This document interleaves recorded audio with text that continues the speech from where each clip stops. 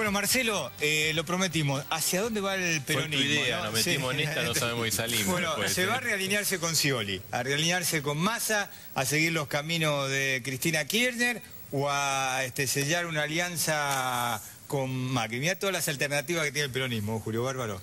O todas juntas puede darse, juntas. ¿no? Usted que los conoce bien, antes de entrar a hablar con Felipe y con Jorge Tellerman. No, yo creo que a esta altura el peronismo es una memoria, pero está en UNEN, con Massa, con Macri y con Scioli. Cuando algo está en todo lado, ya, digamos, cumplió su ciclo. Como partido, como estructura política, no tiene vigencia. Lo tiene como recuerdo, como concepción ideológica. Además, para el gobierno, fue suplantado por los Kicillof, por los Heller. El gobierno tomó restos del marxismo. Nosotros creíamos que teníamos un pensamiento propio. Nunca éramos ni yanqui ni marxista, ¿no? Menem lo hizo ni marxista y acá parece que ni yanqui, pero son dos formas de desvío. A mí me parece que afortunadamente el peronismo sigue existiendo, no existe democracia sin partidos políticos, el peronismo ha sabido salir fortalecido de las crisis y en cada proceso le agrega su impronta. Y yo creo que Daniel Scioli en ese sentido es puente de todo lo que hay que aprovechar y profundizar de lo que ha sucedido estos años, con su propia impronta, acompañado por la otra dirigencia peronista. Me parece que el peronismo sigue mostrando esa vitalidad que ojalá las otras fuerzas políticas también tuvieran, porque un sistema político necesita de partidos políticos fuertes, y esa vitalidad se expresa en diversos candidatos y próximamente en un episodio que a nosotros nos tuvo en su momento. Es la primera vez que va a haber una interna dentro del peronismo, con buenos candidatos, gobernadores, y me parece que eso no va a ser posible en otras fuerzas políticas, casualmente por eso, porque le falta esa vitalidad, y en esa compulsa interna que habrá en las PASO, ahí saldrá el candidato del peronismo, que creemos que va a ser Daniel Scioli, muy respetuosamente, y con esa misión, ¿no?, de tender un puente entre lo que el peronismo ha hecho y cómo le ha tocado cada vez profundizar y con su propia impronta poner en la etapa del desarrollo, como nosotros llamamos, cuáles son las acciones que tiene por delante el peronismo en los próximos años. Y Felipe, ¿vos cómo lo ves? Yo creo que nadie tiene, digamos, el puesto de portero del peronismo, en el sentido de que puede medir quién está dentro y quién está afuera con un peronómetro. Me parece un abuso de parte de Tellerman hablar del peronismo como si fuera lo mismo que el sciolismo. Han pasado demasiados años como para pensar que alguien es propietario del peronismo. En realidad, a todos nos ha influido, por lo menos a los tres que estamos acá, nos han invitado bien, en el sentido que nos ha influido enormemente el peronismo en nuestra formación, en nuestra vida privada y pública. Primero la privada y después, para los tres que estamos acá, la vida pública también. Nos ha influido de una manera definitiva. ¿Qué aprendimos? Aprendimos algunas cosas básicas que por obvias tal vez no haya que decir. Aprendimos que para ser peronista no hay que estar ni con Scioli, ni con Macri, ni con Massa, sino para ser peronista hay que sentir algunas cosas como elementales. Las 20 verdades son un resumen formidable que hizo Perón para explicar qué era la doctrina, decir lo que va más allá de las ideologías. Una manera de ver al otro y de ver la vida que perdura para siempre. El peronismo es un equilibrio entre la comunidad y la persona. Ni la anarquía que planteaba Europa al principio del siglo, que costó 70 millones de muertos en la primera mitad del siglo en guerras, ni la actitud del estalinismo de decir vamos a sacrificar una generación para tener industria pesada, por ejemplo. El peronismo pensó siempre en la persona y estamos imbuidos de eso. Ahora, en esta sociedad tan compleja, con todos los cambios que ha habido, con todas las divisiones que hemos tenido y las interpretaciones diferentes de los setentistas, de lo que pensamos en el Perón que volvió en el 72, atribuirse el dueño del peronómetro, Jorge, no. No, no es el dueño. No va. Al contrario, lo que estoy diciendo es que el peronismo sigue teniendo esa vitalidad. No, pero vos hablás del sciolismo. Sí, yo creo que en las próximas elecciones... Yo tengo el elecciones... respeto de hablar de todos los que se dicen peronistas. Por supuesto, el peronismo sigue siendo, para mí, el peronismo es la casa común de aquellos que creen... ¿Qué es el PJ? Que es el peronismo es la casa común desde aquellos que creemos que la política, y sobre todo en el ejercicio de gobierno, tiene que tener una prioridad por los que más lo necesitan, por los humildes, por los trabajadores, por los pequeños productores, por la industria nacional.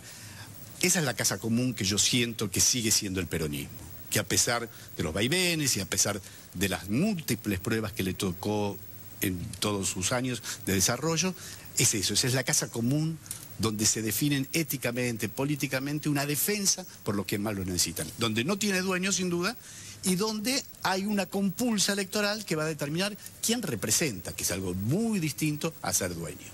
Julio Barbo, ¿el PJ es distinto al peronismo?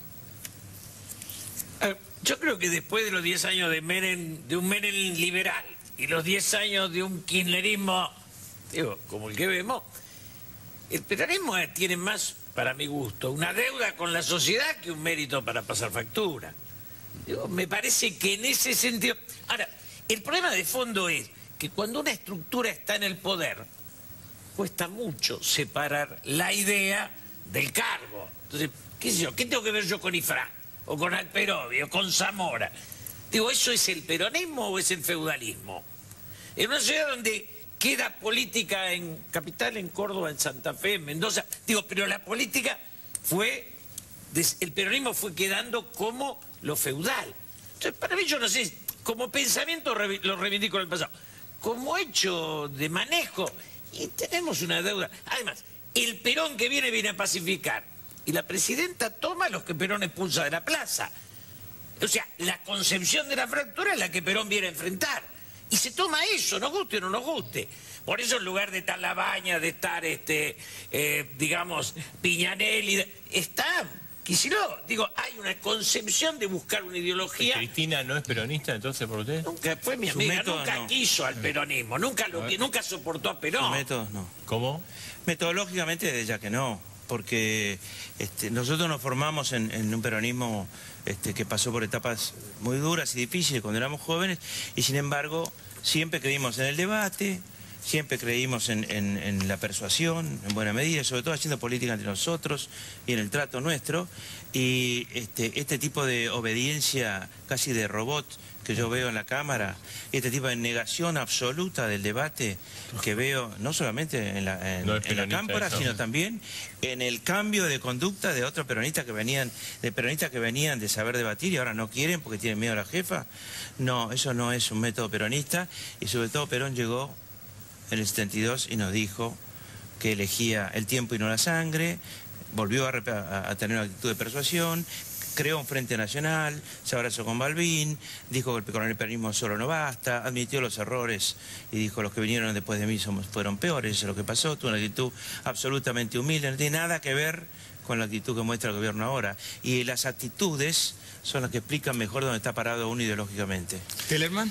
A mí me parece que indudablemente es un gobierno peronista, pero además estamos hablando de a dónde va el peronismo, ¿no? Me parece que las credenciales de Scioli, es ocioso hablar de alguien que ha hecho del diálogo, de la búsqueda de la armonía, de tratar de encontrar lo que nos une aún en las diferencias. Me parece que hablar de Scioli, hablar de esas cosas es hablar de lo mismo. La sociedad no duda acerca de esos valores, de esos atributos de Daniel. Y que cada momento, que cada circunstancia y a quien le toca representar pone su propia impronta. Así que me parece que ese debate es muy rico, hablar del pasado siempre es rico, me parece que también es más importante, ver qué es lo que pensamos que va a suceder en el peronismo. Yo creo que en el caso de que finalmente se elija, como estimamos muchos en las PASO, a Scioli como representando al peronismo, a este espacio, también le va a estar garantizado esos atributos y esos valores que se hacía mención acá y que están en la posibilidad de que Máximo sea candidato del peronismo? Yo creo que uno de las... Perdón, Julio. No sé, me miró con una cara de Julio Bárbaro. Bueno, la monarquía es hereditaria. Tenemos feudalismo y monarquía, es hereditario, lo veo bien. Es coherente. Bueno, espera, el peronismo ha tenido padre, hijo, hija, que han delegado, han militado, han sido... Pero sí, pero esto me parece que ya es el sin límite. Del marido a la esposa, de la esposa al hijo, digo, ya está. Yo creo que una de las condiciones del peronismo de los últimos 40 años, porque ya hace 40 años, 41 años que se fue Perón, es que es tan sencillo como para un argentino, sencillo y difícil, para un argentino no hay nada mejor que otro argentino. Es casi una obviedad de perogrullo. Sin embargo, es muy difícil de llevar a la práctica. Por lo tanto, sigue vigente la frase. Ahora, acá, miren las propuestas que hay. Hay una propuesta que es la propuesta de seguir el alineamiento de este gobierno, que implica seguir con la división de la sociedad, que es división de la familia, división de los trabajadores, división de las organizaciones, división política. La de Scioli, esa. Por supuesto, división en la justicia, etcétera. Todo lo que la presidenta hace en ese sentido es bendecido por Scioli inmediatamente. Esa propuesta de división tiene muchos años, la estamos viviendo y nos tiene cansados y hartos de Argentina dividida. Ahora, ha aparecido una nueva propuesta de división, que es la de Macri, que es la que Macri toma, me parece a mí, del pensamiento de Elisa Carrió y también de Sanz, que es el problema de la sociedad es el peronismo. Todo lo malo que ha ocurrido es achacable al peronismo en estos años de democracia del 83. Por lo tanto, dividamos de nuevo en eficientes o eficaces del futuro y peronistas del otro. ¿No es cierto? Es decir, hay una segunda propuesta que también es una nueva división, además muy vieja y muy conocida en la Argentina, y que fue muy peligrosa en su momento, de efectos muy graves. En ese sentido, nos parece tener una actitud más peronista del masismo cuando decimos integremos. No tenemos la llave de ninguna ideología, pero por lo menos reconocemos la diversidad de la sociedad y la necesidad de estar unidos.